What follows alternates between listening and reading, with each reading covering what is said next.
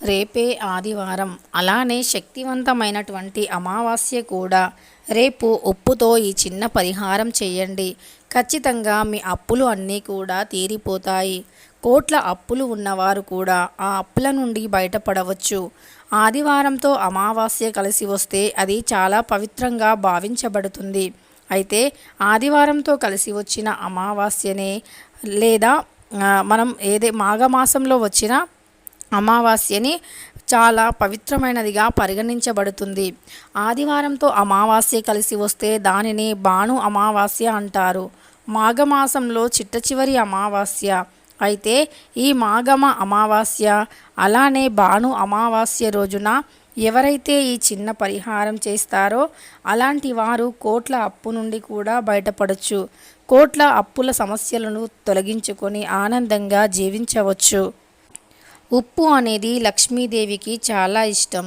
ఉప్పుతో ఏ పరిహారాలు చేసినా సరే అద్భుతంగా ఫలిస్తాయి. ఉప్పు లక్ష్మీదేవి యొక్క అనుగ్రహాన్ని పొంది ఉంటుంది. ఉప్పు సముద్రం నుండి వస్తుంది. లక్ష్మీదేవి సముద్రం నుండే ఉద్భవించింది. అందుకే లక్ష్మీదేవికి ఉప్పుకి చాలా దగ్గరి సంబంధం ఉంటుంది. అయితే రేపు అత్యంత శక్తివంతమైన ఆదివారంతో కలిసి వచ్చిన ఈ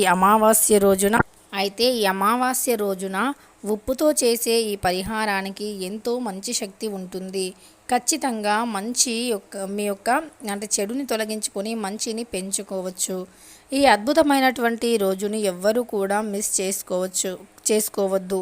ఎందుకంటే ఇలాంటి అమావాస్యలు చాలా అరుదుగా వస్తూ ఉంటాయి. లక్ష్మీదేవి అనుగ్రహం కలగడానికి, అలానే మీ ఇంట్లోకి లక్ష్మీదేవి రావడానికి, దుష్టశక్తులు తొలగిపోవటానికి ఈ పరిహారం బాగా ఉపయోగపడుతుంది. ఆర్థికంగా ఎన్నో రకాల కష్టాలను అనుభవిస్తూ కష్టాల నుండి ఎలా బయటపడాలి అని అనుకుంటూ ఉంటారు కదా చాలామంది. అయితే కష్టాల నుండి బయటపడడానికి ఈ యొక్క పరిహారం అనేది బాగా ఉపయోగపడుతుంది. భరించలేని ఆర్థిక కష్టాల్లో ఉన్నా సరే ఈ ఉప్పు అనేది తొలగిస్తుంది. అలానే రేపు ఆదివారం అమావాస్య. ఈ అమావాస్య రోజున కొన్ని పనులు పొరపాటున కూడా చేయకూడదు. మాఘమాసంలో వచ్చే చివరి అమావాస్య కూడా మార్చి 10వ తేదీన వచ్చింది. మరుసటి రోజు నుండి మాఘమాసం పూర్తయి పాల్గొన మాసం ప్రారంభం అవుతుంది. హిందూ మతంలో అమావాస్య రోజు పవిత్ర నదిలో స్నానం ఆచరించడం, దాన ధర్మాలు చేయటం వంటి ప్రత్యేక కార్యక్రమాలకి ప్రాముఖ్యత ఎక్కువగా ఉంటుంది. ఈ అమావాస్య రోజు కొన్ని పనులు చేయటం వల్ల అనేక దోషాల నుండి ఉపశమనం లభిస్తుందని నమ్ముతారు. అమావాస్య రోజు కొన్ని పనులు చేయటం వల్ల ఇబ్బందులు ఎదుర్కోవలసి వస్తుంది. కాబట్టి అలాంటి పనులకు చాలా దూరంగా ఉండాలి. అయితే అవి ఏమిటి అంటే, కొన్ని నమ్మకాల ప్రకారం అమావాస్య రోజున నిర్జన ప్రదేశాలకు ఒంటరిగా వెళ్ళడం మానుకోవాలి. అటువంటి ప్రదేశాలలో ఈ రోజు నుండి ప్రతికూల శక్తుల ప్రభావం ఎక్కువగా ఉంటుంది. అంటే అమావాస్య రోజున ప్రతికూల శక్తి యొక్క ప్రభావం అధికంగా ఉంటుంది. కాబట్టి అర్ధరాత్రి చీకటి వేళల్లో నిర్జల ప్రదేశం, ఎవ్వరూ లేని ప్రదేశానికి ఎప్పుడూ కూడా ఒంటరిగా వెళ్ళకూడదు. అందులోనూ ఆదివారంతో మాఘమాసంలో వచ్చినటువంటి అమావాస్య కాబట్టి అస్సలు ఒంటరిగా వెళ్ళకూడదు అని పురాణాలు వివరిస్తున్నాయి. మత విశ్వాసాల ప్రకారం అమావాస్య రోజున ఎవరైనా తమ ఇంట్లోనే ఆహారాన్ని తినాలి.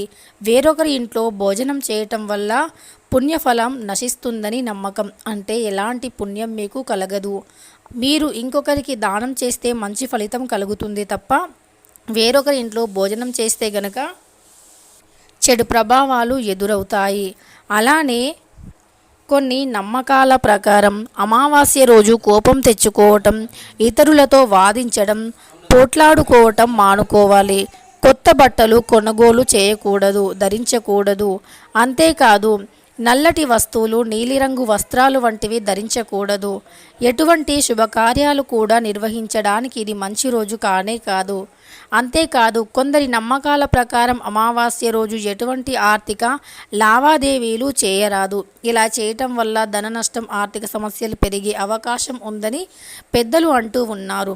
అలానే ఇంకొక ముఖ్యమైనటువంటి విషయం ఏమిటి అంటే రేపు ఆదివారంతో కలిసి వచ్చిన అమావాస్య రోజున సాయంత్రంలో కానీ లేదా ఉదయం కానీ ప్రజలలో అంటే ప్రతి ఒక్కరూ కూడా తమ యొక్క గోర్లు కానీ లేదా జుట్టుని కానీ కత్తిరించకూడదు. ఎందుకంటే పితృదోషం వల్ల వచ్చే భయంకరమైనటువంటి దుష్ప్రభావాలకు గురి కావాల్సి వస్తుంది.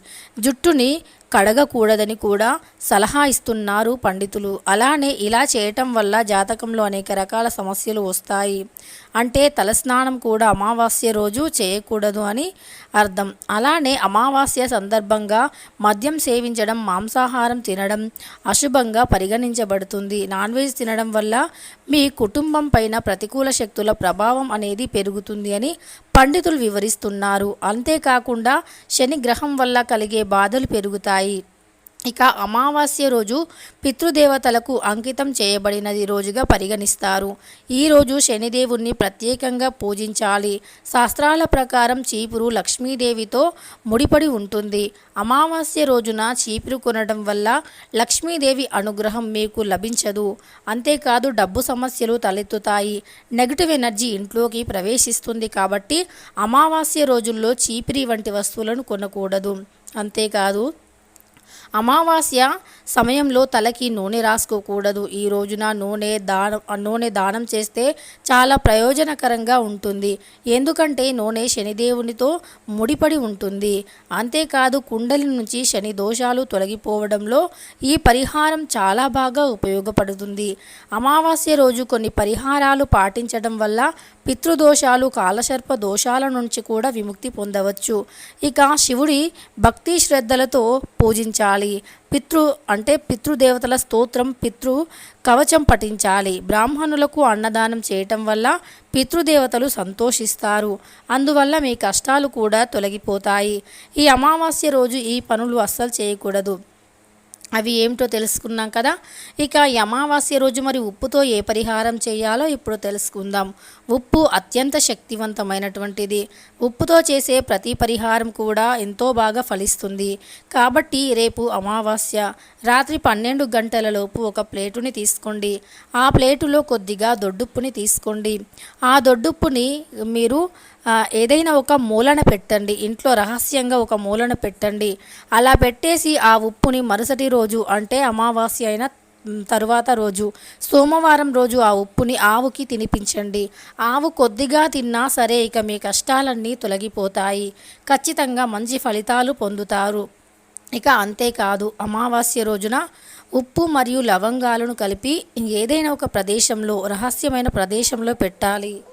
ఇక ఆ ఉప్పు లవంగాలు అనేవి ఇంట్లో ఉండే ఆర్థిక కష్టాలను తొలగిస్తాయి. ఆర్థికంగా పడే ఇబ్బందుల నుండి బయటికి తీసుకువస్తాయి. ఉప్పు లవంగాలను పెట్టేసి దానిని ఒక మూలన పెట్టాలి. అలా పెట్టేసి మరుసటి రోజు ఉదయాన్నే అందులో ఉండే లవంగాలను తీసి నిప్పుల్లో పచ్చకర్పూరంతో కాల్చివేయాలి. ఇలా కర్పూరంతో నిప్పుల్లో కాల్చివేయటం వల్ల మీ కష్టాలు, ఆర్థిక సమస్యలు తొలగిపోతాయి. అత్యంత ధనవంతులుగా మారే అవకాశం కలుగుతుంది. అంతేకాదు మీకు మూసుకుపోయిన ధన ద్వారాలు తెరుచుకుంటాయి. ఎన్నో మంచి మంచి అవకాశాలు మీ కళ్ళ ముందు కనిపిస్తాయి. కాబట్టి తప్పకుండా ఈ చిన్న పరిహారాన్ని పాటించండి. ఇలా చేస్తే ఖచ్చితంగా మీ ఆర్థిక సమస్యలు తొలగిపోతాయి. తెలుసుకున్నారు కదా. రేపు ఆదివారం శక్తివంతమైన అమావాస్య రోజున ఉప్పుతో ఏ పరిహారాలు చేయటం వల్ల ఎలాంటి ఫలితాలు కలుగుతాయని. వీడియో నచ్చితే లైక్ చేయడం మర్చిపోకండి.